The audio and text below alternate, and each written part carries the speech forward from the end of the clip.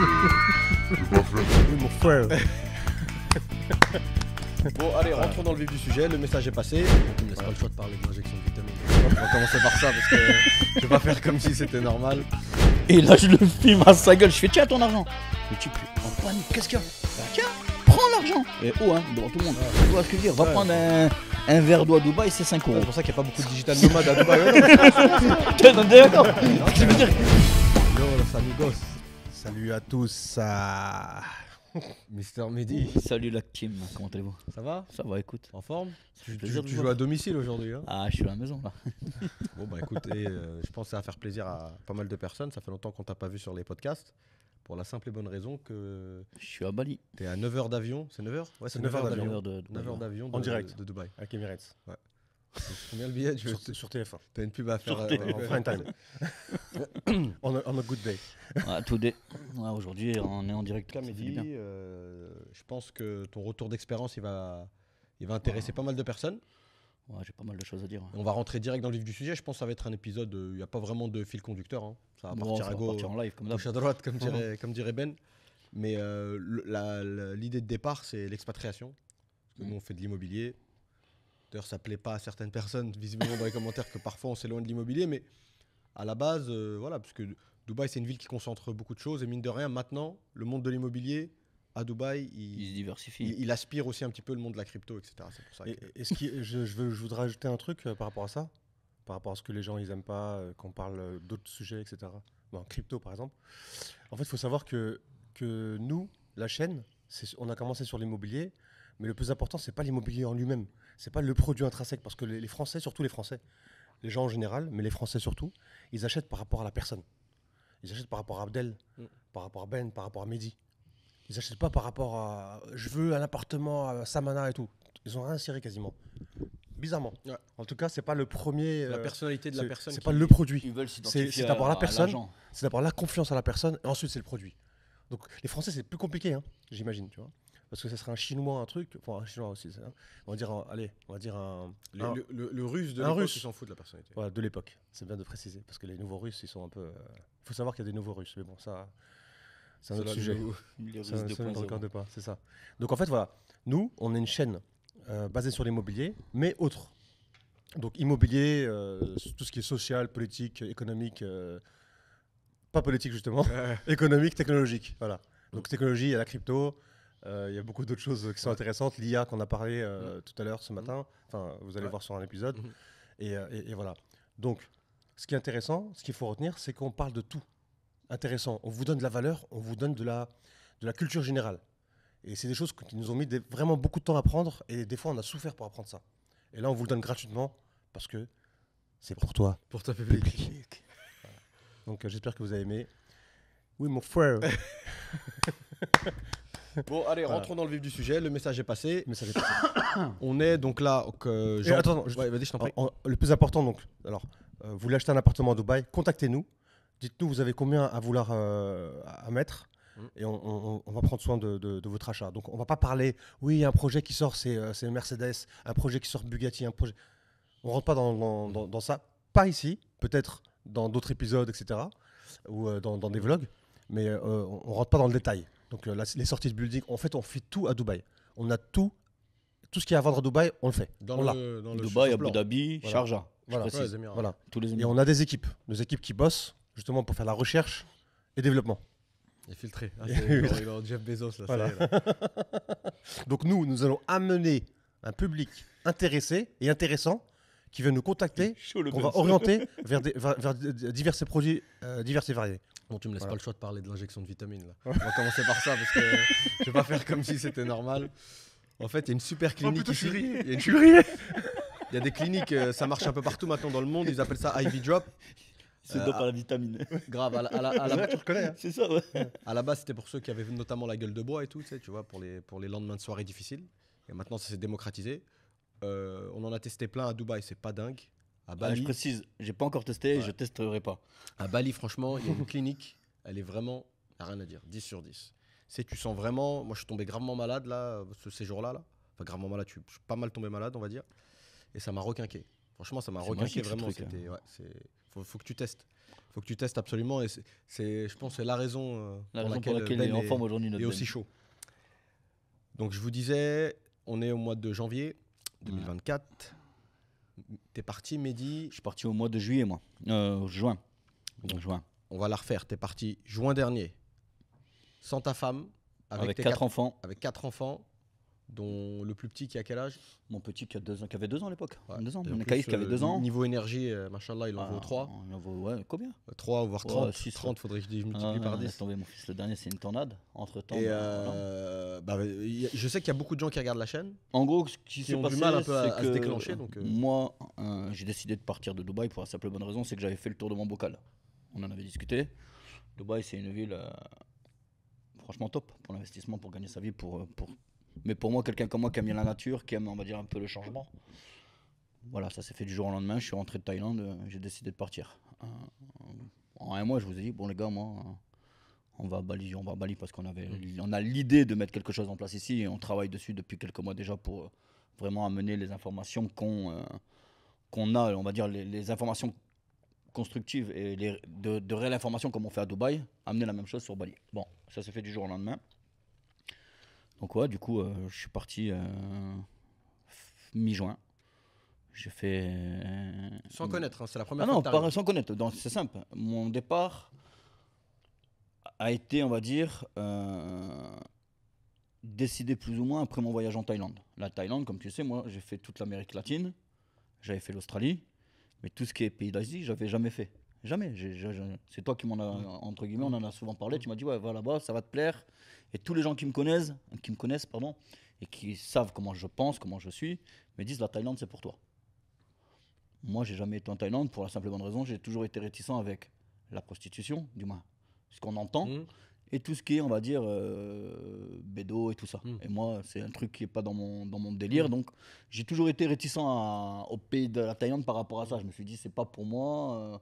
En étant jeune, quand je dis jeune, à vingtaine, trentaine, c'était pas mon délire, tu vois. Aujourd'hui, j'en ai 40, je me suis dit, bon, ça coûte rien d'aller voir. Je suis mature, c'est pas dans ce vice-là que je vais tomber, je vais pas être influencé de vouloir, tu vois ce que je veux dire, tu te connais, tu sais que moi j'ai des démons intérieurs que à une certaine époque, il fallait tout nickel hara, tu vois, c'était vas-y, je teste tout. Et par principe, je voulais pas y aller parce que je me suis dit c'est pas mon deal, c'est pas ma cam, tu vois, la Thaïlande. Là, je suis tombé amoureux de la Thaïlande. Je suis tombé amoureux de la Thaïlande, amoureux des paysages, amoureux de la qualité de vie. Tu vois? Seul hic, toujours pareil, quand t'es père, tu penses à tout. Et moi, tu sais très bien que je pense à tout, pas pour moi, mais pour ma famille. La Thaïlande, ça m'a un peu freiné par rapport à ce côté prostitution qu'on peut voir dans la rue, Parce que collage. t'as un enfant t'as des ados, quoi. Moi, j'ai un fils de 13 ans, j'ai une fille de 11 ans, j'ai un garçon de 5 ans, un garçon de 2 ans, et j'ai maintenant une petite fille de 6 mois. Donc, je pense plus à eux. Le démon que j'étais, forcément, ça a été redistribué dans les gènes, tu vois. Donc, pour éviter, on va dire, d'avoir, on va dire, un gamin qui se balade en scooter, qui est influencé par les camarades. Voilà, c'est comme ça que je réfléchis. Je me suis dit, non, la Thaïlande, c'est pas pour moi. Donc, du coup, j'ai adoré ce pays. J'y vais tous les 2 mois. Tous les 2 mois, je vais avec ma famille, je vais en Thaïlande. Et donc, je suis revenu à Dubaï. On avait discuté de Bali. Certaines choses sont arrivées qui ont fait que j'ai pris la décision de partir. J'ai mis tout en vente. J'ai pris toutes mes affaires. Ma femme est partie en France accoucher. Et même elle ne savait pas qu'on partait à Bali. Ça s'est décidé du jour au lendemain. Elle est arrivée en France. Je lui ai dit, t'es arrivé, t'es bien reposé? Elle m'a dit, ouais. J'ai dit, bah écoute, ça y est, on part. Elle m'a dit quoi? J'ai dit, j'ai pris une maison en location à Bali, on part. La chance que j'ai, comme je dis tout le temps, c'est que moi, ma femme, elle me suit. C'est pas un frein pour moi. Tu vois ce que je vais t'expliquer? C'est une des forces que j'ai, c'est d'avoir quelqu'un qui m'accompagne dans mes délires. Bon, elle sait très bien que je suis quelqu'un de réfléchi, donc je fais pas tout n'importe comment, mais pour le coup, là, je suis quand même parti précipitamment. Surtout que tu as loué une maison à l'année direct. J'ai loué une maison à l'année. Pourquoi? Parce qu'à Bali, malheureusement, c'est à l'année. On doit payer le loyer à l'année. C'est comme à Dubaï. Ouais, mais à la différence de Dubaï, c'est qu'à Dubaï, on me donne le choix de payer en 4 fois. Ça dépend du Ça propriétaire. dépend. Ouais, surtout en ce moment. Mais en tout cas, sortie de Covid, l'année qui a suivi le Covid, ils étaient plus open qu'avant. Ouais. Voilà. Maintenant, aujourd'hui, à Bali, tu payes cash. Direct. C'est pas, t'as pas 3 chèques ou quoi. La chance que j'ai, c'est que moi j'ai eu un propriétaire qui m'a donné la possibilité de payer en 2-3 fois. Maintenant, bon, ça c'est. Ouais, mais en vrai, quand tu regardes bien, c'est un gros risque. Ah, c'est un que- gros parce risque. que- Moi, je suis arrivé à Bali. Le quartier, le quartier, il aurait pu ne pas te plaire, il aurait pu. Je connaissais pas. Je suis à Jimbaran. Après, c'est vrai que je suis bien positionné, mais je connaissais pas du tout. Je suis arrivé, conduite à droite. Ouais, c'est ça, C'est ça, à droite ou Ouais. à gauche ouais. À gauche, à gauche. À gauche, conduite à gauche. Il n'y a pas de code de la route. Ah, c'est un Il n'y a peu pas de bordel. règles Il y a sur des- la il y a route. des motos partout, les voitures Des n'arrivent pas à motos passer, partout. les routes elles sont petites, etc. Non, etc. franchement, après moi, Et comme tu je dis tout le temps, continues. je sors de ma zone de confort. Et je le dis souvent à mes clients, sortez de votre zone de confort, osez. Et vous verrez, de toute façon, ça coûte rien. Faut y aller, faut aller de l'avant, sans, on va dire, négliger ce qu'on a derrière. C'est-à-dire, moi, tu vois, quand j'ai quitté la France, j'ai gardé ma maison. À l'heure actuelle, ma maison, je l'ai toujours. C'est-à-dire que j'ai toujours une route de secours qui fait que si demain j'ai un pépin en Malaisie, en Indonésie, à Dubaï, peu importe, je prends mes affaires, je retourne chez moi. Mm. Tu vois, j'ai mon pied à terre Ouais. qui est, on va dire, ma maison principale. À côté, ben, après, c'est des calculs, c'est plein de choses qui doivent rentrer en considération. Bon, dans mon cas, j'ai 5 enfants, donc j'ai pas le droit à l'erreur. Ouais. Et pour ça, ben, c'est l'investissement, c'est le travail, c'est tout ce qui fait que. Maintenant, c'est vrai que la vie à Bali, c'est top. Tu as une qualité de vie que tu n'as nulle part ailleurs. Tu vois, je veux dire, il fait bon toute l'année.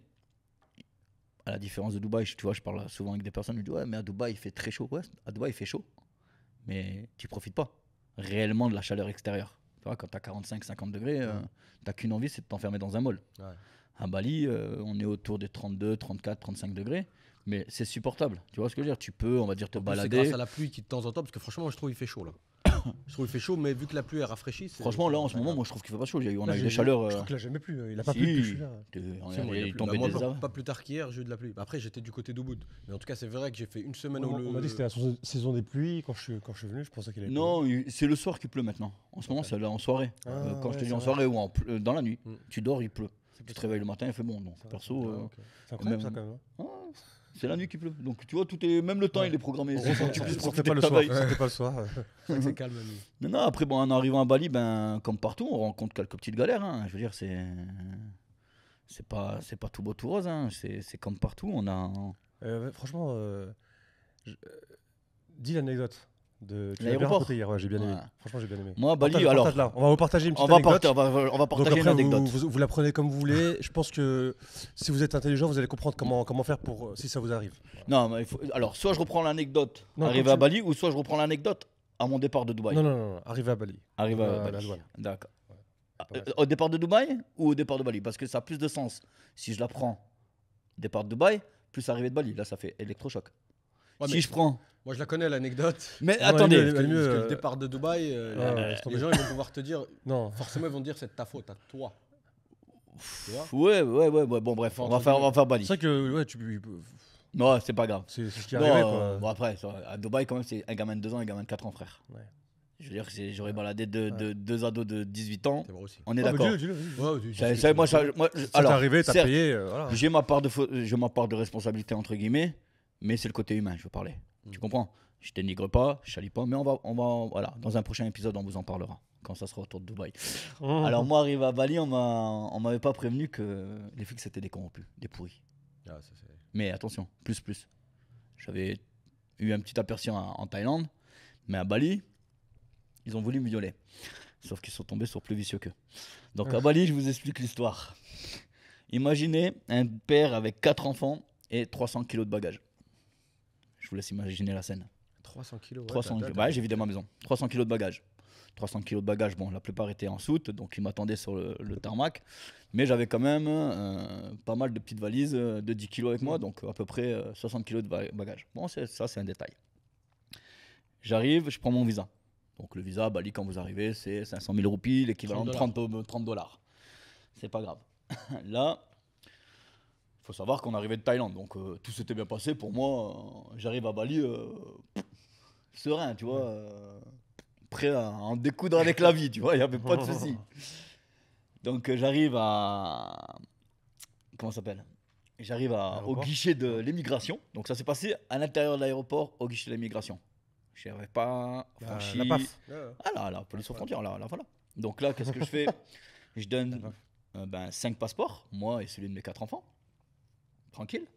Le type, il prend passeport, et il commence par mes enfants. Il tamponne. Il tamponne, il tamponne, il tamponne. Mes enfants, ils passent. À mon tour. Donc là, il prend mon passeport, il ouvre, et il feuillette ça comme si c'était la Bible, type.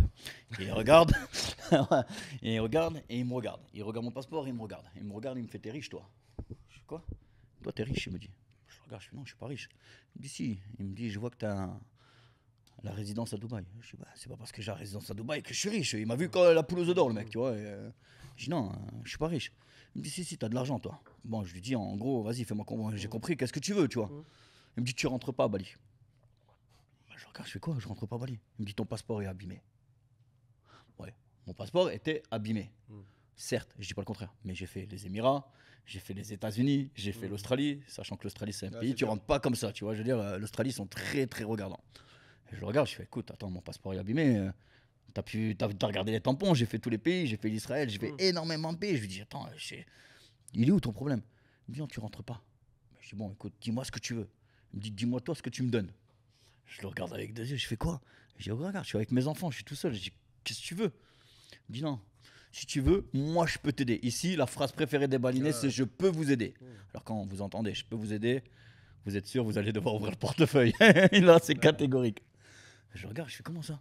Il me dit, qu'est-ce que tu me donnes? Moi, je sais pas, moi, les roupies ici, quand tu parles, t'es millionnaire. 1 million de roupies. T'as 1 million de roupies, t'as 60 euros. Tu vois ce que je vais t'expliquer? Donc, moi, dans ma tête, je me dis, bah, je sais pas, moi, je te donne 1 million. Il me regarde, il rigole. Je regarde, moi, je te donne 1 million, tu rigoles. Moi, au préalable, j'avais regardé leur salaire, c'est 200 euros par mois. Donc, je me suis dit, bon, je te donne 70 euros, sois content, tu vois. Il rigole. Je regarde, je fais, comment? Je dis, bah, vas-y, je te donne 2 millions. Il me dit, ok. Je fais mon calcul, 2 millions, à peu près 120 euros. Je dis, bon, vas-y, pour ma tranquillité, je lui donne 120 euros. Bref. Il me dit, ok. Donc, on a trouvé le terrain d'accord. Et là, il me regarde, il me fait, c'est ta femme qui est là-bas? Il y avait une nana derrière moi. Tu as dit oui? Non. Je dis, non, c'est pas ma femme. Il me dit, t'es sûr? Parce que la nana, elle regardait la scène. Donc, lui, il s'est senti piégé, tu vois. En gros, il s'est senti un peu. Il est en train de me la l'envers. Mais bon, la l'envers, il vient après, tu vois. Je dis, non, c'est pas ma femme. Là, scène de cinéma, il prend mon passeport, il le jette sur la table. Puis maintenant, tu passes pas. Je le regarde, je fais, ouais, qu'est-ce que t'arrives, toi? Je dis, calme-toi, je t'ai dit, je te donne 2 millions. En gros, il a fait cinéma pour, en gros, montrer. Il montrait aux gens que c'est moi qui voulais le corrompre. Ouais, Vraiment, il a retourné la situation. Il a pensé que la meuf. Il a retourné la situation, un truc de fou. Je le regarde, j'arrive à le calmer. Il me dit, vas-y, t'as l'argent. En gros, il s'énerve, mais doucement, il me dit, t'as l'argent. En gros, double personnalité, schizophrène, tu un DZ limite, tu vois. Ouais, c'est du théâtre. C'est du théâtre. Je regarde, je fais, vas-y, calme-toi, je vais te donner ton argent, qu'est-ce que tu veux? Laisse-moi passer. Moi, je pouvais pas me prétendre de faire le chicourt. Les bagages sont là, la maison, elle est louée, là. Je fais quoi? Je retourne où? Je vais où? Je fais quoi? Tu vois, j'ai pas le choix de limite baisser mon pantalon. Je lui dis, bah vas-y, j'accepte, tu vois. Non. Il se calme. Il me dit, t'as du cash? Je fais, non, moi j'ai que la carte bleue. Il me dit, comment on fait? Je dis, bah c'est simple, tu me laisses passer. Je vais au guichet, je te donne ton argent. C'est tout. Il me dit, je peux pas quitter le stand. Je dis, bah j'imagine bien que tu peux pas le quitter. C'est moi qui je reviens. Je dis, je reviens. Il me dit, non, je t'envoie, je te mets quelqu'un à disposition. Ok. Ouais, service, alors là. C'est 5 étoiles. Un service 7 étoiles, frère, le bourgeois à l'arabe. Il m'amène un type, il me dit va te suivre, il va te donner un coup de main à prendre tes bagages. Waouh, t'es gentil toi pour 2 millions. Hein. Ok, très bien. Moi, dans ma tête, ça fait 3 tours. Une fois que t'as laissé passer. Non, frère, c'était plus loin. Je dis à mes enfants, mais mes enfants me connaissent. Moi, je parle en code avec eux. Je leur ai dit, écoutez, on va passer, on va récupérer les bagages. Je vais vous amener à un endroit et vous m'attendez. Mon fils de 13 ans, il comprend que je vais faire une dinguerie. Il me dit, ok, papa. Le type, on prend mes bagages, donc 3 chariots. Le petit de 2 ans, il court partout, tase, tu vois, le truc, une tornade. Moi, j'étais en train de bouillir. Je me retiens de m'en prendre à mes gamins parce qu'ils y peuvent rien, tu vois. Là, on arrive devant un guichet. Le type, il me dit, allez, à guichet. Je dis, non. Il y a ma navette qui m'attend. J'amène mes enfants à la navette. Ils chargent les bagages. Et pendant ce temps-là, on retourne au guichet. Je te donne ton argent. Ok. On passe devant un deuxième distributeur. Vas-y, il insiste. Je fais, non.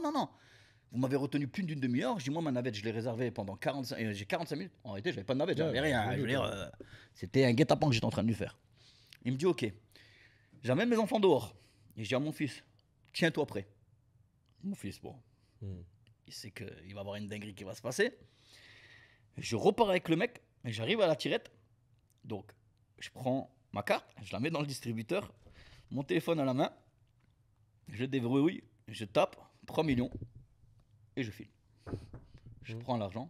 Et le type, il avait pas vu que j'avais sorti mon téléphone. Mais moi, j'étais en train de filmer la scène. Je tourne vers le type et je dis tiens. Et là, je le filme à sa gueule. Je fais tiens, ton argent. Et le type, en panique, qu'est-ce qu'il y a? Bah tiens, prends l'argent. Et devant tout le monde. Tu veux me corrompre? Prends l'argent. Maintenant, je te filme, je vais à la police, je vais porter plainte contre toi. Et le type est parti en détalant comme un petit lapin. J'ai pris mon argent, j'ai mis dans la poche, je suis parti. Très bonne stratégie, bravo. Pour te dire, voilà, mon arrivée à Bali, ça a été une dinguerie. C'est arrivé par la grande porte. Ah, mais t'arrives par la grande porte. Alors, je suis arrivé chez moi, je fais te dire, franchement, dégoûté. Je suis arrivé, je me suis dit, où je suis arrivé? Ça va être ça tout le temps, je vais devoir frapper des gens. Je suis sorti d'une prison dorée où tu peux pas mettre de pain. Ici, je vais les distribuer. Mais attends. Non, mais c'est bien, parce qu'on va direct tomber sur un sujet. C'est le sujet où on est tous pareils. Hein. Moi, le premier, après, j'ai donné mon expérience. Je pense que Ben aussi. L'être humain, il veut toujours un truc qui, tu vois, il pense vouloir quelque chose et une fois qu'il l'a, il bascule sur autre chose. Combien de fois on a eu des discussions, toi et moi? Tu me disais que tu aimes bien les pays où il y a un peu de corruption. Moi, j'aime bien un peu la corruption. Ça te permet de naviguer. Alors, moi, j'aime. Moi, tu vois, ça me permet de naviguer. J'ai encore une histoire avec un flic il n'y a pas longtemps et je me suis fait arrêter. Et encore une fois, j'ai fait une dinguerie, mais rien de méchant, mais je vous le raconterai après. J'aime bien la corruption. J'aime bien, pourquoi? Parce que je me dis... C'est un slogan. Président. J'aime. Moi, j'aime du moment où ton argent peut faire quelque chose, peut te sortir d'un pétrin. À Dubaï, c'est un pays tellement safe, va donner 100 dirhams à un flic, il t'attrape. Il te mange tout cru. Dirhams, tu me donnes même 10 000 dirhams. Mais, non, mais quand je te dis 100 dirhams, t'as compris, frère. C'est pour te dire, le type, il t'attrape. T'aggraves ton cas, en fait. Il t'aggrave. T'aggraves ton cas. C'est ce qui fait la beauté du pays, c'est que t'es en sécurité. Tu vois ce que je veux dire? Pour ça, Dubaï, je tire mon chapeau, félicitations. Pas de corruption, pas de hagra. C'est tout le monde à la même enseigne. T'as fait, t'as pas fait, t'es libre. Moi, j'ai arrivé une dinguerie à Dubaï avec une nana avec qui je loue en Airbnb. Elle m'a ramené au poste de police. Je t'avais appelé, tu te rappelles? Devant le flic, elle a dit ouais, t'es pas un musulman. Le flic, il s'est levé. Parce que moi, je m'appelle Mehdi Ali. Elle lui a dit tu fais le musulman, t'es pas musulman. Le type, il m'a regardé, le flic. Il a regardé, il lui a dit il lui a dit il lui a dit ferme ta bouche. Il a dit ferme ta bouche, tais-toi. Il a dit je veux plus t'entendre. Il m'a regardé, il m'a pris mon truc, il a regardé ma carte, mon ID. Il lui a dit je t'interdis de porter des jugements sur les gens. Et de la situation, ça s'est retourné, c'est pas en ma faveur et à sa défaveur. Tu vois ce que je veux dire? Dubaï, pour ça, c'est carré. Chapeau. Bali, moi je kiffe. Je kiffe parce que avec 6 €, t'es le roi du pétrole, frère. Regarde, pas plus loin qu'hier, toi t'as une dinguerie avec un type, tu as donné 300 000, ça fait l'équivalent de 18 balles. Oui. C'était de ma faute. Je portais ouais, pas mais de casque. faute ou pas faute, on est. Mais quand c'est pas le casque, c'est pas le licence, permis, international permis. Quand c'est pas le permis, c'est la permis. T'as toujours une connerie. C'est le mec qui m'a traumatisé à Phuket. À Phuket, en fait, les flics ils vous arrêtent, ils vous demandent quand vous avez pas le casque, tu payes le casque. Mais quand vous avez pas quand vous avez le casque, et c'est la permis international. Quand tu as un permis international, du coup, non, mais il faut permis thaïlandais. Ils nous voient comme des des portefeuilles sur pattes. Tu vois. Moi, où j'étais zaf, c'est que j'arrive seul. Ma femme, elle n'est pas là. Mes 4 enfants. Je quitte un pays. T'as déjà la cogite ou la gamberge, qu'est-ce que je vais faire? Psychologiquement, je suis pas prêt à mettre les gants et à me battre. C'est dans ma psychologie, elle est là. Je vais tirer je sais pas combien de mois avec mes gamins tout seul. Il va falloir que je gère les ventes à Dubaï, parce que pour ceux qui nous suivent, vous savez très bien que je suis à jour sur tout ce qu'il y a à Dubaï, donc c'est un travail qui est énorme. Je suis disponible avec quasiment 7 heures de décalage avec la France. Donc tu vois, c'est toute une préparation, arriver à la maison, sans parler des petites galères financières que j'avais rencontrées à ce moment-là, par rapport au temps que les promoteurs payent à nous payer les coms. C'est cocktail explosif. C'est un cocktail Molotov. Donc, je reste sur ma position que j'aime les pays où tu peux donner du bakshish, parce que où tu peux, on va dire, te friter, parce que on est, du moins en ce qui me concerne, moi je suis quelqu'un avec une grande gueule, donc j'aime bien me faire entendre et j'aime bien qu'on m'écoute, tu vois. Mais ce jour-là, à cette période-là, il me fallait que tout soit carré. J'avais pas l'énergie à déjà que je m'en suis sorti en le filmant. L'idée, tu vois, je veux dire, c'est juste parce que franchement, je vais te dire, mon idée principale, c'était de lui donner 2 millions. Fiche-moi la paix, j'ai pas le temps de me bagarrer. Tu vois ce que je veux dire? Je dois mes gamins, je dois les ramener à la maison, je dois aller faire les courses. Rien n'était aligné pour. Et je sais pas, c'est un coup de génie qui m'a apparu. Je lui dis, vas-y, tu peux pas me hagal, c'est impossible. Et tu sais, manque de chance pour lui, je venais de me faire défoncer dans un autre pays où malheureusement je pouvais rien dire. Donc là, En plus d'une certaine somme, là. 6 000 euros. Donc De là, ouf. je me suis dit, bon, écoute, tu t'es déjà fait mal, tu t'es déjà fait faire mal, tu peux pas accepter une deuxième fois. J'ai dit, il faut que tu trouves quelque chose rapidement. Et là, j'ai trouvé l'idée, je veux le film, ça passe, ça passe, ça casse, ça casse. Tu vois ce que je veux dire? Donc, c'est passé, j'ai économisé 120 balles. En plus, tu l'as fait clean pour le coup. J'ai Tu l'as fait propre, clean, je me suis pas énervé, rien du c'est pas tout. parti en- Mais voilà. Donc Mais en après, plus, pour avancer sur le sujet, ta femme t'a rejoint quand? Tard, hein. 4 mois après. 4 mois après. Donc Je tu suis as resté fait 4 4 mois à mois Bali. tout seul à Bali. Tu connaissais rien. Ah, que rien du tout. Je connaissais rien. 4 enfants. 4 enfants. Je connaissais pas. Bon, mon anglais en partant de Dubaï il était basique. Pourquoi? Parce que Tu parlais beaucoup français avec les je parlais beaucoup promoteurs, français les avec les clients. promoteurs à Dubaï. La chance qu'on a, c'est qu'on a quand même pas mal de promoteurs francophones. Ce qui fait encore à dire que tu mets pas ton anglais en application. Du moins, en ce qui me concerne, je mettais pas spécialement mon anglais en application. Aujourd'hui, à Bali, en 7 mois, je me suis vachement amélioré, tu vois. Donc, tu arrives, eux, l'anglais, c'est un anglais éclaté. Ils savent pas parler anglais, les Balinais. Tu arrives dans les magasins, moi j'habite dans un petit village, entre guillemets, donc limite, les gars, ils ont arrêté l'école à la maternelle. Ils sont pas spécialement cultivés ou ils ont pas spécialement la langue. Donc, ils te parlent balinais. Toi, tu essaies de comprendre. Il faut que tu te fasses comprendre. Il y Ah, avait, c'était c'est- tout il y un- avait- là, honnêtement, à la différence de mon expatriation à Dubaï, mon expatriation à Bali, je vais pas te dire elle a été plus compliquée, mais elle m'a demandé plus d'énergie Ouais. à mettre en place. C'est-à-dire, tu vois, il a fallu que je me mette un peu plus en anglais pour pouvoir me faire comprendre. J'ai fait le tour de certains promoteurs pour qu'on ait, on va dire, de quoi proposer aux clients intéressés par Bali. Donc, il a fallu que j'aille là-bas. Tous les meetings que j'avais, c'était en anglais. Ah, donc tu es sorti de ta zone. En Je plus, suis sorti vraiment tu dans ma... es allé avec les enfants? Non, mes enfants, pour le coup, j'avais pris une nounou, qu'elle a fui d'ailleurs. Ouais. Ah ouais, elle a pas tenu. Ouais, c'est normal. Hein. Avec les, Elle a pas tenu avec les deux derniers là. avec Elle a los eu le monstros, renouvellement. avec les Ah, monstres. monstros, ouais, comme tu dis. Non, j'avais une nounou. Non, je pouvais pas prendre les gamins. Pourquoi? Pour la simple bonne raison, c'est que déjà, il fallait que je me concentre sur l'anglais. Donc, il aurait fallu que je prenne mes gamins à côté, j'aurais pas pu être 100%, on va dire, dans mon boulot. Tu Il y a vois. eu des moments où tu avais envie de partir? Non, parce que moi, je suis pas de nature à baisser les bras. À baisser les bras. Mais ouais, il y a des moments où je me suis retrouvé, on va dire, à chialer, à me dire, il faut que, Qu'est-ce faut que que j'ai j'aille, fait? qu'est-ce que j'ai fait, pourquoi. Moi, le problème, c'est ça, c'est que, comme on dit toujours, comme mon père m'a toujours dit, frappe et après parle. Et moi, j'agis et après, je réfléchis. Tu vois ce que je t'expliquais? J'ai fait parce que j'ai appris à mes dépens que lorsque je réfléchis, ou lorsqu'on réfléchit trop, on ne va pas au bout. Et tu vois, c'est un exemple typique pour l'immobilier. Les gens, ils t'appellent, ouais, je suis intéressé, j'aimerais bien acheter. Je vais rappeler en mois de février. Rappelle au mois de février, mais si tu l'as pas fait maintenant, tu ne feras pas au mois de février. Et si tu l'as pas fait au mois de février, tu ne feras pas en 2025 ou en 2024. Pour la simple bonne raison, c'est que tu réfléchis trop. Et du moment que dans ta tête, ça devient, on va dire, une usine à gaz de questions-réponses, parce que tout n'est pas forcément bon, les réponses que tu t'apportes à toi-même ne sont pas bonnes parce que c'est des réponses que tu as entendues là.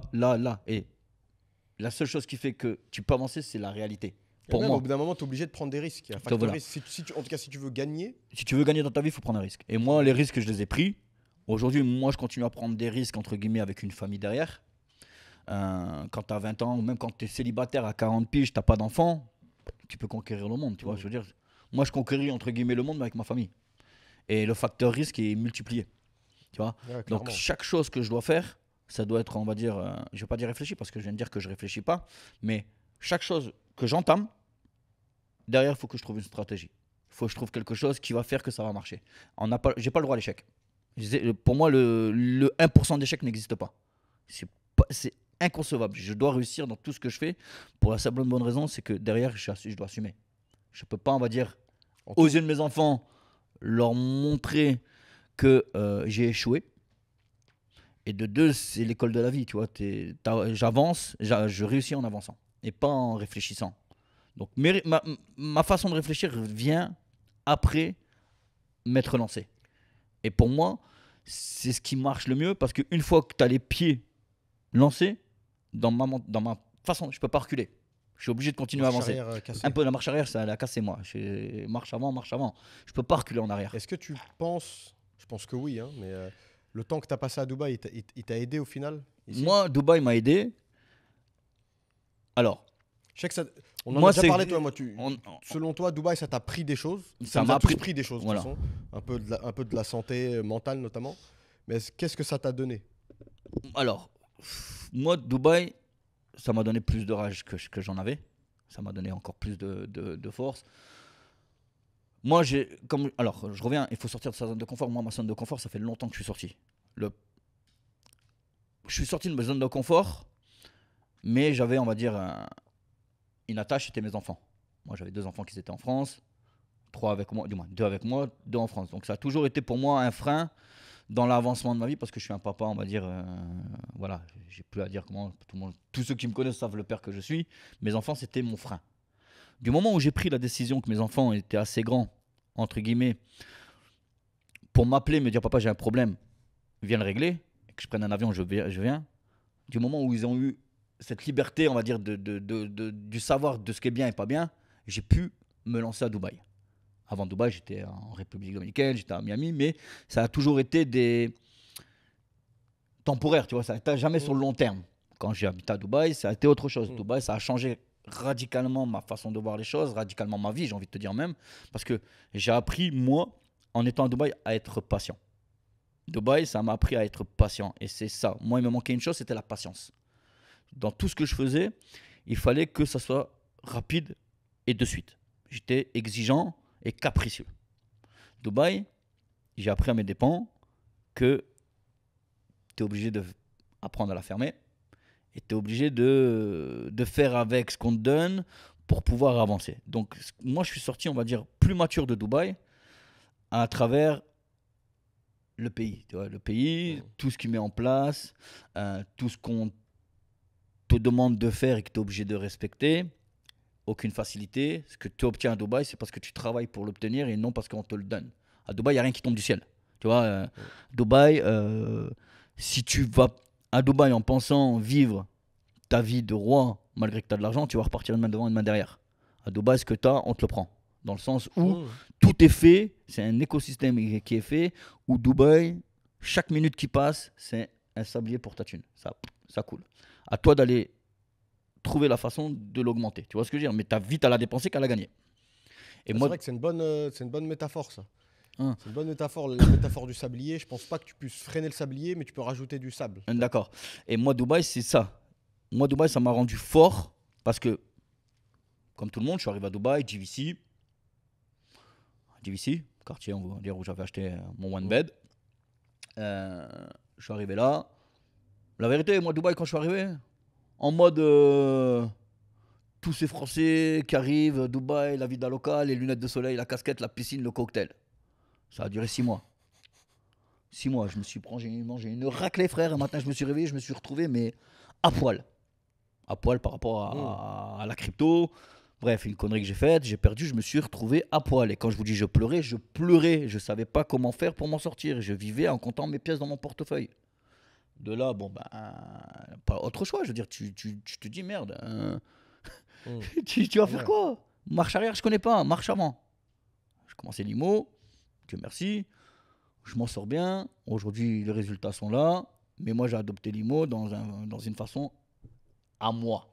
À tel point que je suis devenu la bête noire de pas mal d'agences à Dubaï. Bon. Donc voilà. Aujourd'hui, voilà. Moi, Dubaï, ça m'a appris à repartir à zéro dans ma vie. Tu vois, je veux dire, je suis parti de France. Je suis arrivé à Dubaï. J'ai fait une petite erreur. Je me suis retrouvé à sec. Soit j'avais l'option 1, c'est tu prends tes claques et tu retournes en France. Et tu vas repointer à l'usine. Soit tu lèves les manches, tu mets les gants et tu affrontes la vie. Et il n'y a pas plus dur comme adversaire dans la vie que la vie. Tu peux prendre n'importe qui en face de toi, tu vas lui casser la colonne vertébrale. Et tu tombes, tu te relèves à coups de batte de baseball. Ça ne marche pas à coups de barbelé. Ça ne marche pas à coups de batte de fer. C'est pas un problème. Tôt ou tard, un individu, tu peux le faire tomber. Par contre, la vie, quand elle te prend et qu'elle a décidé de te mettre à genoux, il n'y a que toi et ta force intérieure qui peut te relever. Comme on dit tout le temps, on a notre vie qui est écrite. Moi, je refuse que ma vie, elle n'est pas écrite. Je vais tomber, mais je ne vais pas être achevé. C'est-à-dire que je vais me relever. Je vais me relever jusqu'à ce que je réussisse. Et moi, Dubaï, c'est ce qui m'est arrivé. Je suis arrivé, retournement de manivelle, boum, crochet droit, uppercut, KO.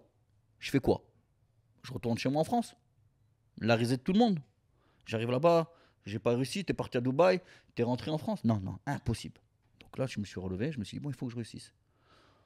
J'ai fait IMO, à côté, je me suis bidouillé un peu de location de voiture. Ah, tout ce qu'il y avait à prendre. Pourquoi? Parce que je ne pouvais pas te la riser. Aux yeux de ma femme, je ne pouvais pas être un naze. Aux yeux de mes enfants, je ne pouvais pas être un naze. Aux yeux de mes parents, je ne pouvais pas montrer que je suis parti à Dubaï, je suis revenu une main devant, une main derrière. Tu vois ce que je veux dire? Donc, l'adversaire le plus dur que j'ai eu à combattre dans ma vie, c'est la vie. La vie en soi. Pourquoi? Parce que elle, tu ne peux pas la frapper. Tu peux que la surmonter. Tu peux que aller de l'avant. Tu peux te dire que moi, ça, j'accepte pas. En gros, je suis quelqu'un qui n'accepte pas les ordres dans la vie de courant. Donc, j'accepte pas que ma vie, elle soit dictée ou dessinée. Tu comprends ce que je veux dire? Pour les croyants, souvent j'entends, c'est le mektoub, c'est comme ça, c'est ta vie, c'est ton destin. Ok, j'accepte, je comprends et je respecte. Par contre, moi, j'accepte pas qu'on décide pour moi, que ce soit dans ma vie, dans mes faits de tous les jours, dans quoi que ce soit. Je dois être le propre maître de mon destin. C'est-à-dire, si je dois mourir, je meurs maintenant. Mais tu ne décideras pas que je meurs. C'est immense ce que je te dis, tu vois ce que je veux dire? Mais je sais que à l'agonie, je vais combattre contre la mort parce que j'aurais pas décidé de mourir. Tu comprends ce que je veux dire? C'est une mentalité. C'est une mentalité, tu vois ce que je veux dire? Et c'est ce qui a fait que moi, Dubaï, ça m'a rendu plus fort. Et que Bali, easy. Franchement, Bali, pour moi, c'est... Comme je te dis, je suis sorti d'une prison dorée. Ah, ici, pour moi, c'est... Tous les jours, je monte avec Mike Tyson sur la ring, tu vois. C'est comment dire, tous les jours, c'est... La vie, elle est safe, c'est cool. Ouais, Dubaï, ça a été un centre d'entraînement. Ça a été un centre de Muay Thai, tu vois. Tu as été là-bas pendant 3 ans, bim, bam, boum, bim, bam, boum. T'arrives ici. T'arrives ici, frère, c'est plus détente. Tu peux affronter le banner et Tyson sur le ring en même temps, tu vois. C'est détente. On dit souvent celui qui réussit à... Enfin, c'est ce qu'on dit entre nous. Celui qui réussit à Dubaï, il réussit partout dans le monde. À l'époque, tu disais, si tu arrives à New York, tu arrives... Non. Si tu arrives à Dubaï, tu réussis à Dubaï. Dubaï même, au milieu de Dubaï. Quand tu es dans le centre de Dubaï. À Dubaï, dans un marché où il n'est pas équitable. Dans le sens où... C'est la loi du plus fort, Dubaï. C'est la loi du plus fort en termes d'argent. C'est l'argent qui prise de tout à Dubaï. Toi, nous, on peut en parler de notre agence immobilière. Nous, on dépensait, il faut savoir que, voilà, nous, on dépensait 2000 dirhams toutes les 24 heures pendant 3-4 mois. Ça fait quoi, 500-600 euros? Ouais. Combien tu m'as dit? 2000 dirhams. Ouais, à peu près 500 balles. Toutes les 24 heures. Donc, on dépensait toutes les 24 heures 2000 dirhams. Tu imagines la fin du mois, le marketing? Des gros clients potentiels, des prospects, etc. Au final, à la fin, tu les appelles, tu les rappelles. Après, comme on embauchait d'autres agents, on leur donnait les listings des 500, je sais pas combien de leads qu'on avait. Ils les appelaient une par une. Non, j'ai déjà acheté ceci, cela, À la fin, on s'est rendu compte que finalement, ça sert à quoi de courir après la carotte? On n'est pas le lapin, le white rabbit, comme tu dis, le lapin blanc. Ouais. Donc à la fin, on courait derrière les prospects, derrière les trucs. À la fin, on s'est dit, voilà quoi. Comment ils font les autres, quoi? Comment ils font les autres gens? Comment ils font pour avoir tout cet argent, ces gens-là? Comment ils font pour que la voiture la plus éclatée à Dubaï, c'est une Porsche Cayenne. Et une des meilleures, c'est, je sais pas, c'est les Maybach, c'est Bugatti, Cullinan et compagnie. C'est les Cullinan, etc. C'est les Pagani. Il y en a plusieurs dans un truc à Bourges. D'ailleurs, il faut qu'on fasse un vlog. Dubaï, comme tu dis, t'arrives dans un... Ça, c'est le gros côté positif de Dubaï. C'est que quand tu ressors de Dubaï, c'est comme une... Toujours dit, c'est une machine à laver. Mais si tu arrives à en ressortir... franchement, il y a beaucoup de destinations qui vont te sembler easy. C'est comme la souris dans un labyrinthe où tu dois trouver la sortie et finalement tu la trouves pas. Parce qu'en fait, à chaque fois tu crois que tu l'as trouvé, donc tu te nourris. C'est comme au désert. Tu vois, il y a la ville là-bas, l'oasis. Tu vois l'oasis là, tu rêves. Et en fait, c'est pas une oasis, c'était juste un petit puits. Bon, tu vas boire pour tenir un peu de temps. Mais après, tu repars encore pendant des journées. Tu sais pas si ça va finir, ça va pas finir. Il y a tout pour te faire croire qu'il y a l'oasis là-bas, c'est bon, tu as un puits d'eau qui est illimité, tu vas pouvoir boire pendant des années, etc. Et finalement, encore, boum, tu vas te rabouver. Par contre, c'est ça. À Dubaï, c'est un truc de fou. Parce que moi, ça m'est arrivé, il y a des moments, par exemple, c'était en 2010 et tout, 2012, quand je cherchais un travail, j'ai trouvé un travail et j'étais endetté juste avant parce que j'avais une société et ça n'a pas trop marché. J'étais endetté. Donc, comment dire, j'ai trouvé un taf. J'ai remboursé, j'avais fait un bon Excel sheet, un bon document, etc. bien prévu. J'ai remboursé mes dettes et après j'ai vécu la belle vie parce que je voyageais partout dans le monde, payé par la boîte. Tu vois en fait. Tu rebondis. À Dubaï, ça qui est marrant. Après, je sais pas si en Europe c'est possible de changer ta vie en en une décision. Tu vois, c'est ça qui est marrant à Dubaï. C'est que c'est possible de passer de 0 à 100 en une 10, comme dirait Booba. La petite ref. Tu vois, à Dubaï, ça, c'est Dédicace à possible. Booba. En Europe, je sais pas. Ça fait longtemps que j'ai quitté l'Europe, etc. Peut-être, il y en a qui le font, j'ai l'impression. Mais là, à encore une Dubaï, fois, tu parles du. Ouais, quand tu Dubaï, diras peut-être Dubaï, même dans il l'entrepreneuriat. suffit d'une petite étincelle, d'un petit truc, d'une rencontre. Bah, il faut se méfier, bien sûr. Hein. mais voilà, ça peut être très très vite. Mais même ça, moi, je pense que ça participe au. Au rêve. Je suis moins sûr que toi à ce niveau-là. Parce que c'est vrai que, comme la phrase tu dis à chaque fois, là, la vie se joue sur un moment très court. Ouais. C'est vrai, tu vois. Et je pense qu'avant le culot, un mec qui était culotté à Dubaï, ça pouvait marcher. On a des potes, hein. On a des potes qui ont trouvé des jobs. En allant, ils ont suivi le CEO de la boîte, et il l'a suivi jusqu'à la mosquée, Nadir, petite dédicace. Il est parti lui parler, il lui a dit écoute, j'envoie mon CV depuis je sais pas combien de temps, personne ne me répond, ça a fait rire le mec, est parti prendre un café avec lui, et au final, il a eu un job. C'est vrai, hein. Donc, Il cherchait un taf depuis un certain temps, d'ailleurs. Ouais. Il Ouais, cherchait mais un taf Nadir, depuis un certain temps. il ose. Ouais, non, mais non, mais de toute façon, la vie a souri à ceux qui osent. audacieux, ouais. Et ce qu'il faut savoir, c'est comme je l'ai dit dans un épisode, hein, c'est pour trouver un taf. Déjà, c'est 3 mois minimum entre le premier jour où tu as postulé dans cette compagnie et le jour où tu commences, c'est 3 mois minimum dans une société, avec un diplôme, etc. Mais pour revenir vers cette personne, Nadir, lui, il cherchait un taf depuis un certain temps. Il était sur cette société, il avait envoyé son CV depuis plus de 3 mois, etc. Et chacun il dit oui, c'est l'agent, oui, c'est le RH, oui, c'est le département, oui, on attend la Astérix confirmation. Obélix. Et à la fin, il en avait marre, donc il est parti, il a suivi un peu le truc, et il est tombé sur le CEO. Je l'avais vu sur LinkedIn, je crois, il avait pris la photo. Il l'a vu dans la mosquée, après à la mosquée de l'immeuble. Hein.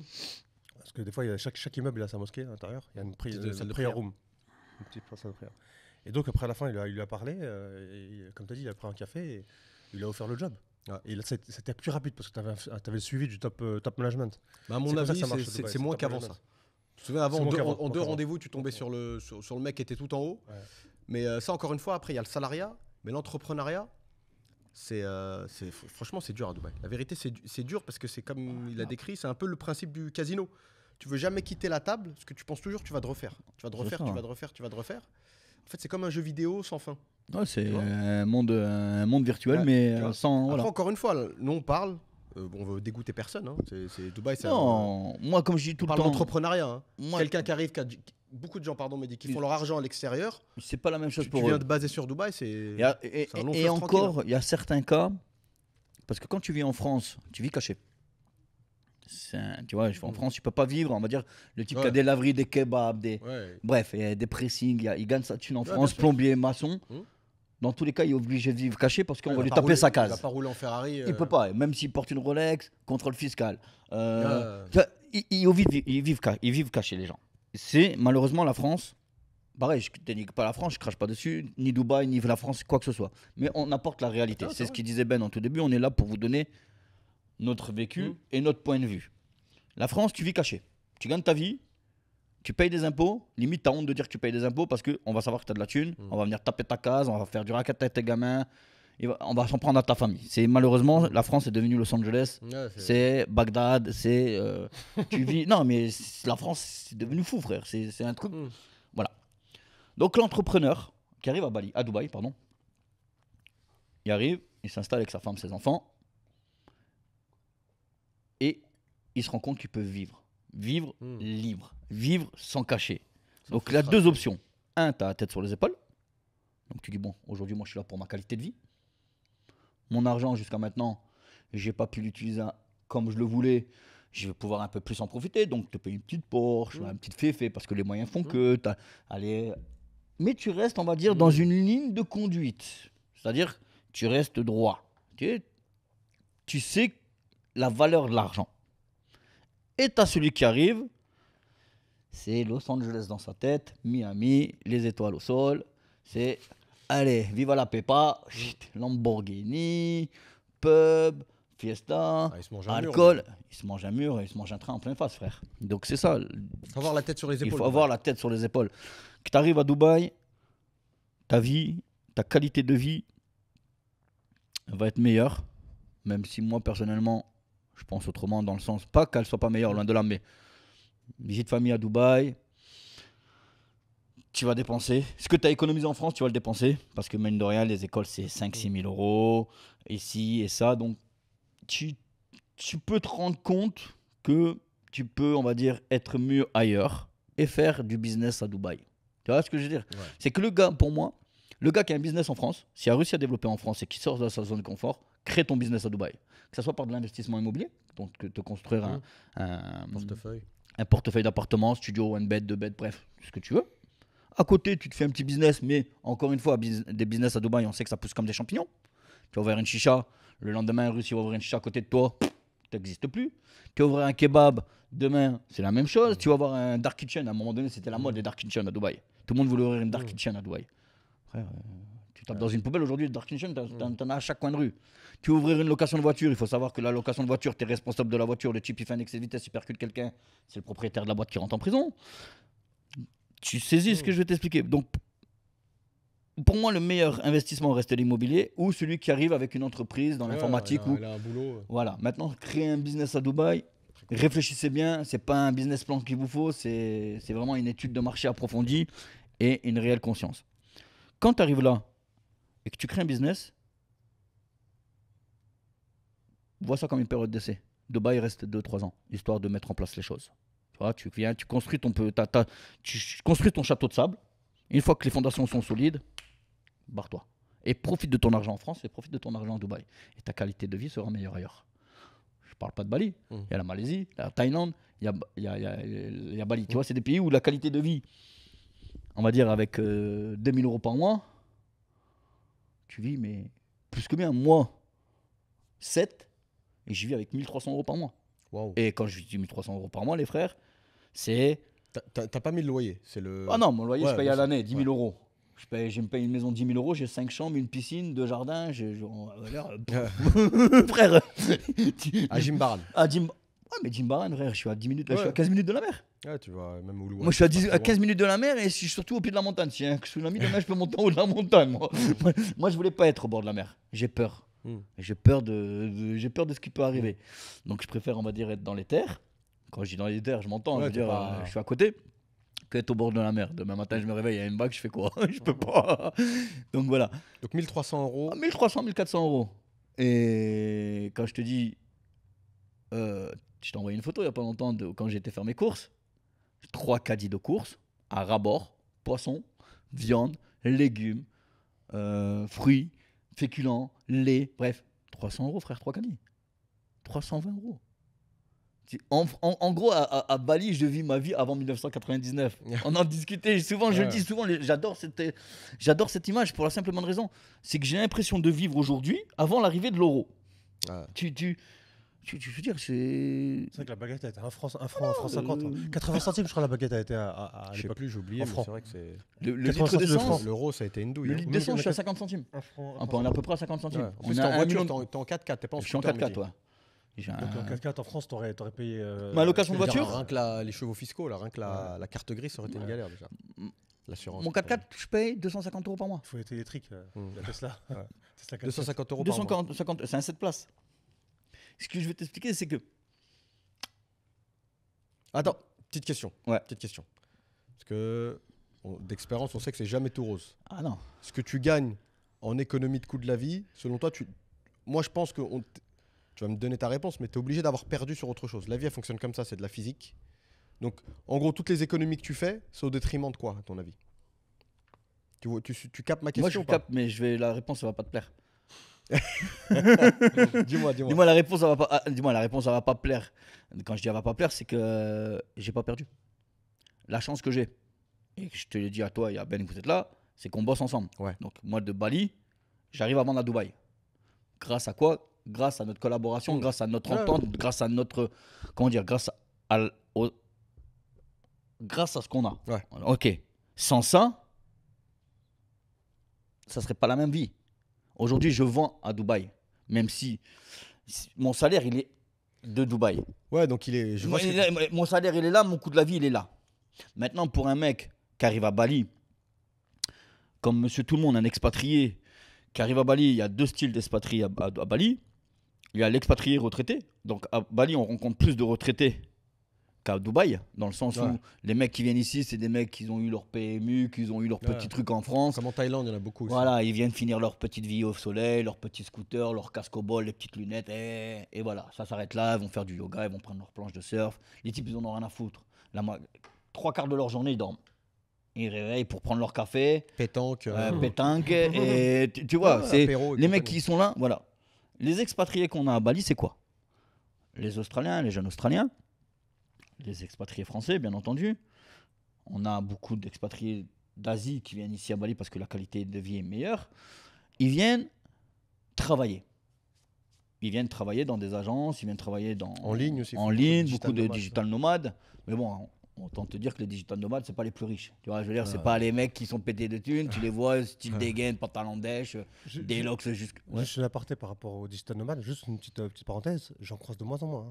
Je pense que c'est fini, le digital nomade, en tout Bali cas à Canggu. Ouais, à Canggu. À ouais. Canggu. Ouais, Parce non. que peut-être le coût de Je la pense ville a que augmenté. Uluwatu- Le coût de la vie a augmenté. Ubud, ouais. Ouais. Mais c'est vrai que il y a 1 an et demi quand on était Il là, n'y avait que ça, t'allais dans les que des cafés. digital partout, tu vois. Là, tu viens, tu t'en vois de moins en moins. Je vais pas t'en voir Il y a- plein. il y a un Ça exode, s'explique. il y a un petit exode. Il y a une Et exode ça, rurale. ça s'explique pour la simple et bonne raison, c'est que le digital nomade, c'est devenu, on va dire, tout le monde devient digital nomade. Le type qui a Ouais, besoin d'un peu de liberté dans sa vie, il va gagner ses 2000 ou ses 3000 euros par mois. T'es pas riche avec 2-3 000 euros par mois. Surtout en Europe, c'est pour ça qu'ils débarquent en Asie. On est d'accord. Ici, ils viennent, ils se prennent une petite bicote, une petite baraque, là, style cosy, avec bambou. Ils vont payer ça 700, 800 balles, allez. Pour les plus audacieux, 1000 euros. Ils vont prendre un petit scooter, ils vont le payer 300 euros, 200 euros le mois. Et après, ben, tu vas toujours au même endroit. Toujours au même truc, avec leur tasse de thé, leur smoothie à base d'épinards. Et voilà, mais un smoothie à base d'épinards, ça coûte 2 euros. Je veux dire, tu vois ce que je veux dire? Va Ouais, prendre un verre d'eau à Dubaï, c'est 5 Ah, euros. c'est pour ça qu'il n'y a pas beaucoup de digital nomades à Dubaï. Ouais, T'es d'accord? Ce que c'est je veux vrai, dire, c'est vrai. tu peux pas le faire chicourt.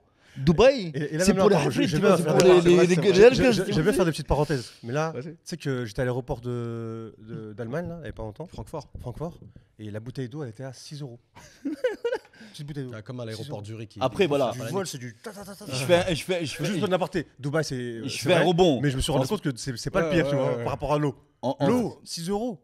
Après Dubaï, c'est comme tout, frère. C'est un 330 ml. Déjà, hein. l'aéroport, ça, de Non, base, tu c'est- te fais déchirer. Ah, quand je dis un verre d'eau 5 euros, Non, c'est non, faux. C'est une Non, image. non, mais c'est Mais c'est clair. même. Zama, tu vas À prendre une Francfort, bouteille. à Non, non. Francfort, c'est pas. C'est pas une image. Tu vas prendre une Francfort, videlle. je l'ai envoyé. Tu vas te faire déchirer. Ah, mais le coût de la vie à Dubaï, Ah, ben c'est voilà. pour ça qu'il y a assez peu de. C'est pour ça qu'à mon avis, si tu vois un digital nomade à Dubaï, je pense que pour lui, ça marche vraiment. Ça marche vraiment, c'est qu'il a des sites marchands ou autres Voilà. qui tournent, tu vois. C'est un peu comme en Thaïlande, tu vas à Chiang Mai, tout le monde est là, ils sont tous sur Shopify, tu te dis les mecs sont en train de révolutionner Shopify le ou monde. OnlyFine. Et les mecs, ils gagnent ouais, 1500 dollars, quoi. Ouais, c'est fini, ça, Ouais. ça, apparemment. Mais Mehdi, Ouais. je vais te laisser terminer, mais vas-y, non, vas-y, je te laisse terminer. Je sais plus, j'étais où? Non, en fait, t'expliquais. Moi, je t'ai posé la question, je t'ai dit, qu'est-ce que t'as perdu? Non, honnêtement, j'ai pas perdu. Pour la simple bonne raison, je vais pas vous mentir. C'est que vu qu'on bosse dans l'immobilier et que mon activité principale, c'est l'immobilier à Dubaï, je vends à Dubaï, je gagne à Dubaï, mes commissions sont à Comme Dubaï. t'as dit, il y a un décalage entre ton coût. Entre, entre ce que je gagne et entre mon coût de ma vie, Ouais, une grosse différence. on va dire une vente à Dubaï me paye une année Ah, c'est beau. à Bali. Quand j'ai une année, limite, tu fais une bonne vente à Dubaï, ça te paye une année de location à Bali. Quand je vivais à Dubaï Ah. et que je faisais une vente, c'était même pas la moitié de mon Ah, loyer. tu remets juste une pièce pour Tu avancer mets encore un une peu, pièce, quoi. c'est- en gros, tu mets une pièce dans le C'est, télébateau. l'image Tu fais du. 10 mètres de plus. L'image de l'oasis. Tu L'image comprends du labyrinthe aussi. Voilà. Ouais, tu- Maintenant, comme je te dis, on en a discuté quand t'es arrivé, on en a discuté j'en ai discuté avec vous quand je vous ai vu, parce que quand même, moi, ça fait 7 mois. Et aujourd'hui, entre guillemets, où j'en suis, c'est quand même parce que on a cette entente. On a cette entente. On est une équipe, tu vois ce que je veux dire. En aucun cas, vous m'avez boycotté. Non, on s'est tenu à nos trucs. Moi, je bosse d'arrache-pied comme j'ai toujours fait. Mes clients qui nous suivent, ils savent très bien que 4h du matin, 5h du matin, je suis le vendeur, je suis là. Grâce à ça, mais mon cas, c'est un cas à part. Mon cas, c'est pas le cas de tout le monde. C'est-à-dire que le gars qui arrive, pour reprendre les expatriés, t'as ceux qui ont trimé toute leur vie et aujourd'hui, ils veulent vivre non cachés. Donc, ils viennent à Bali. Bon, il y a des voitures de sport, mais on n'en voit pas Ouais, beaucoup c'est parce pas- que la circulation, elle ne te permet pas de mettre des coups de gaz. Mais, et tu as le jeune digital nomade, on va appeler ça comme ça, qui vient là, qui fait 2500-3000 balles par mois, Ces sa petits cours qualité de de vie, surf, ses petits cours de surf, il va faire ses élastiques de yoga. Ah oui, voilà, et le type ou la nana, ils sont. Voilà, leur, comment dire, leur budget leur permet de vivre comme des rois ici. Mais qu'ici. Qu'ici. Mm. Ouais, parce que tu le prends, tu le jettes à Dubaï. Frère, Dubaï, Dubaï, c'est comme je te bon. dis, c'est un aquarium de requins. Des piranhas et des requins. Il se fait manger tout cru. Mais moi, regarde, je vais revenir sur ce que je t'avais dit. Et moi, je pense qu'on y perd toujours. Je vais te dire pourquoi. C'est mon avis. Hein. C'est que souvent, d'ailleurs, tu vois beaucoup d'influenceurs, pas les influenceurs de Dubaï, les influenceurs du monde entier, Ouais. quand ils te mettent en avant une destination, comme on dit en anglais, they don't look at the bigger picture. C'est-à-dire, en fait, ils t'isolent que la partie émergée de l'iceberg. Tu vois? C'est-à-dire que, on en a parlé plein de fois, je te saoulais avec Bali. Je suis un grand fan Ah de ouais, Bali. toi, t'es un fan de Bali. Je suis un grand fan de Bali, mais je suis conscient que tout ce que tu gagnes en qualité de vie, Non, en coût de la vie, je vois je pense que par exemple, tu le perds au niveau de la santé. Ah oui, d'accord. Tu vois, excuse-moi. Alors, ça veut dire- en voyant les choses comme ça, oui. Il y a des choses que tu es obligé de délaisser. Tu vois Alors. Ouais, il m'a expliqué les choses, désolé. Moi, je Non, me suis non, arrêté mais- à la classe cerf-volant. Donc. Les infrastructures à Bali laissent à désirer. Mon fils a chopé des poux. Aucune pharmacie à Bali, quand je vous dis aucune pharmacie à Bali, c'est aucune. Hein. Je les ai toutes faites, hein. Canggu, Semiak, Denpasar.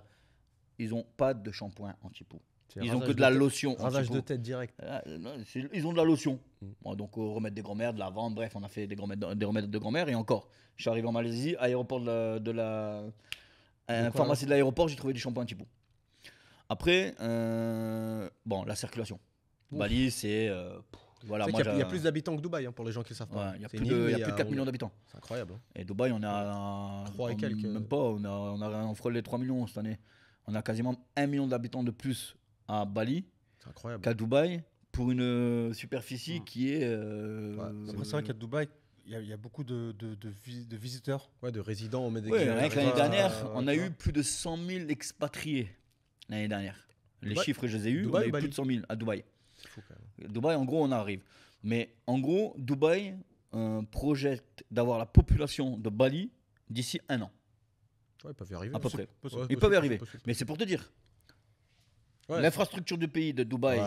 et l'infrastructure de Bali, Ah, Bali, rien c'est le à- tiers-monde. Non, mais Non, non, c'est clairement, le tiers-monde. Quand je te dis c'est le tiers-monde, c'est le tiers-monde. Il y a... Ça se voit dans Ouais, les non, rues. non, tu vois frère, les rues, Non, c'est tu vois les poubelles, les En trucs. fait, ce qui est très chelou à Mais Bali, mais ça sent pas. c'est C'est pas que- comme à Le Dubaï. gouvernement, il fait rien pour Voilà Bali. ce que j'allais dire. Bien, bravo Mehdi. En fait, c'est quoi? Tout ce qui est niveau privé, c'est high level. C'est-à-dire que tu rentres dans des cafés, des boutiques, t'es à New York, t'es à Paris dans le Marais. C'est vrai. Tu vois? En Thaïlande, c'est pas pareil, par exemple. En Thaïlande, c'est harmonieux. En fait, c'est l'État et le mitigé, privé, tu c'est vois. pareil. Ici, l'État, limite, il a abandonné. Et les mecs qui viennent investir, que ce soit des blindés de Jakarta ou des Russes, des Français, ils te font les trucs avec goût. En gros, le balinais, c'est un vicieux. Vous voulez que je vous dise ma fond de ma pensée, je vais vous le dire. Le balinais, il est très fort aux échecs. Le balinais, il jette les pions et il attend que ça se passe. Fais et moi je récolte. Ok? Moi je vais rien faire, j'ai pas envie. J'ai pas l'argent pour. T'as l'argent, fais. Dans tous les cas, ça sera pas toi à vie. Je vais le récupérer à un moment donné. Tu vois ce que je vais t'expliquer? Ouais. Bali, on sait tous que 70% c'est du leasehold, 30% c'est du freehold. Aujourd'hui à Bali, les propriétaires acceptent de moins en moins le freehold pour la simple bonne raison, c'est qu'ils veulent récupérer ce qu'on fait. Donc que ça soit public ou privé. C'est-à-dire qu'un Russe va faire une clinique, un Russe va faire ça, s'il a pris en leasehold, dans 30 ans, soit il renouvelle, soit c'est le balinais qui le récupère. Tu vois ce que je Ouais, t'expliquais? L'économie du pays de l'Indonésie est construite avec la richesse des autres, des capitaux. Tu vois ce que je t'expliquais? Donc en soi, Bali, ils s'emmerdent pas. Regarde, hier soir, on était à une chicha. Tu m'as dit, ici, il y a 2 ans, Il n'y avait rien. il n'y avait rien, il y avait des trucs. C'est qui a fait? Lui, c'est un Russe, lui, c'est un Russe, lui, c'est un Avec Russe. des Pour Russes. la commodité, pour le confort de ses clients, il a mis il a bouché des trous, il a fait des trucs beaux, un caniveau. Mais c'est pas le balinais, c'est le Russe qui a payé l'urbanisme de la rue pour donner du confort. Donc la rue en soi, elle est belle parce que c'est un Russe qui l'a fait belle, ou un Australien. Ouais. Mais c'est pas le balinais qui a dit ouais, bon, moi je vais faire beau pour faire des commerces, pour gagner de l'argent. Non, j'en ai rien à foutre. Moi je te loue, paye, fais, et voilà. Tu vois ce que je veux dire? Moi, mon propriétaire à ma maison, il est venu, il m'a dit ouais, la maison, elle mérite des travaux. Ouais, je lui dis, c'est bien, elle mérite des travaux. Hein. Ça attaque, hein. Je crois que je vais payer. Moi, je suis locataire. Je te donne pas un centime. La seule chose que j'ai mis chez moi, j'ai mis un chauffe-eau. Et quand je pars, je le disjoncte. Je dis, Frère, je vais pas te donner pour toi. Soit je le prends, je l'arrache du mur, je le prends, je pars avec. Soit je te le mets en panne et je te le casse. Je sais pas pourquoi tu vas profiter. Non, il est hors de question. Et moi, je connais un couple de Français qui a acheté une maison à Bali, propriétaire. Tous les 4 matins, il vient toquer à la porte. Ah, t'as vu là, l'eau elle passe, il y a de la boue, tu voudrais pas faire du béton? Ouais, il tente quoi. Ah, t'as vu là, ça serait bien ça. Hein. Là, bref, tu vois, des conneries. Il rentre dans le détail. Mais après, ça, c'est. Malheureusement, c'est comme on est dans un pays qui n'a pas de moyens. C'est partout pareil, j'ai envie de te dire. Moi, je pense que l'Indonésie, économiquement, il commence à être lourd. C'est juste qu'il y a trop d'habitants, mais Il y a trop d'habitants. Mais il peut, genre. il y a trop d'habitants. Alors, c'est ça encore la question. Il y a énormément d'habitants et de touristes, parce que c'est une ville, une destination de rêve. Ouais. Hein, tout le monde venir à Bali en vacances. Mais le problème, c'est que tu as ceux qui ont de l'argent, donc il faut dire vraiment ceux qui ont de la thune, c'est les Russes et les Australiens. Il faut savoir que les Australiens ils ont des accords avec l'Indonésie, qu'ils arrivent à avoir des crédits en banque pour pouvoir investir à Bali. D'accord? On a quand même pas mal d'Allemands et d'Anglais. Tu vois? Le français, moyen. Ouais. Des Français blindés. Français, ils sont plus en Thaïlande, je dirais. J'allais te le dire. Les Français sont plus en Thaïlande, Koh Samui, Phuket, Bangkok. voilà, tu vois, dans des grandes villes où. Parce que déjà, c'est différent par rapport au droit de la propriété. Déjà, c'est pas la même chose. Et les gros portefeuilles, je veux dire, en France, en Bali, français, il n'y en a pas beaucoup. Il y a une petite minorité, tu vois ce que je veux dire. Mais moi, toutes les grandes maisons que j'ai pu visiter, ça appartient soit des Chinois, soit des bourges de Jakarta, soit des Russes. Après, voilà, ça s'arrête à plus ou moins ces 3 nationalités. Le français, j'ai pas visité une grande baraque. Ah si, j'en ai visité un. J'ai visité une baraque d'un Français, hein, frère. On aurait dit que sa mère, c'était Bill Gates. C'est le type, il a un melon, mais comme ça, tu vois. Ah ouais, sa baraque, elle valait 600 000 euros. Je veux dire, c'est pas... Redescends sur terre. C'est un billet de 50 balles que t'as.